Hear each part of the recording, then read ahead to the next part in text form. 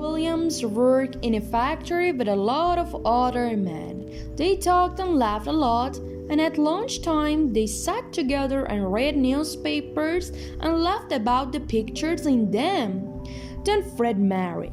His wife, Betty, was very nice, but she liked better newspaper than Fred. Every day, a boy brought Fred's newspaper and Betty's newspaper to the house, and Fred took his to the factory and left Betty's in the hall. Once or twice he looked at hers, but he did not like it, and sometimes in the evening he said to Betty, "Why do you read that paper? I hate it."